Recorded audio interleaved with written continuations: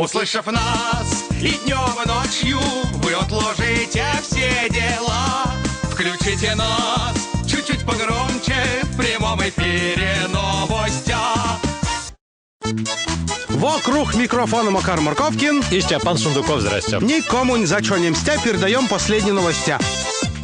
Российские новости.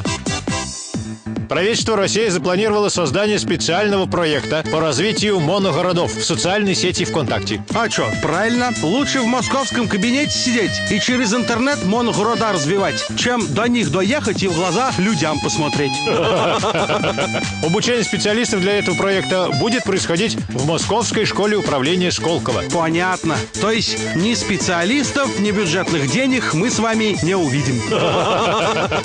Потратить на это планируется, по словам первого вице-премьера Игоря Шувалова, до 2 миллиардов рублей. А может, на эти деньги лучше и хотя бы один завод построить? Не, в каждом моногороде уже есть по одному заводу. Это, как выясняется, не помогает.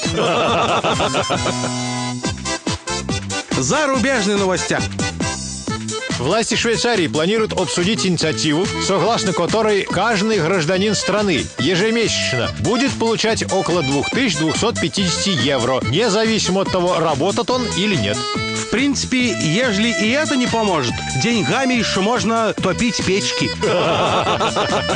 Ежели инициатива будет одобрена, Швейцария станет первой страной, в которой граждане будут получать обязательный ежемесячный доход. Ага, а еще она станет первой страной в мире, которой завидуют все остальные без исключения. Ну, в общем, выбесит всех точно.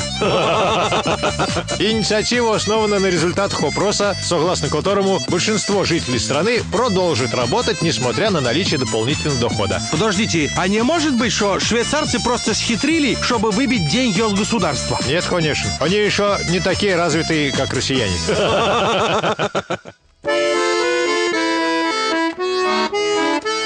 Швейцарское счастье граждане шикуют, просто государство не ворует. Вот им и счастье. Ну вот и все. Что будет дальше? Потом расскажут новости.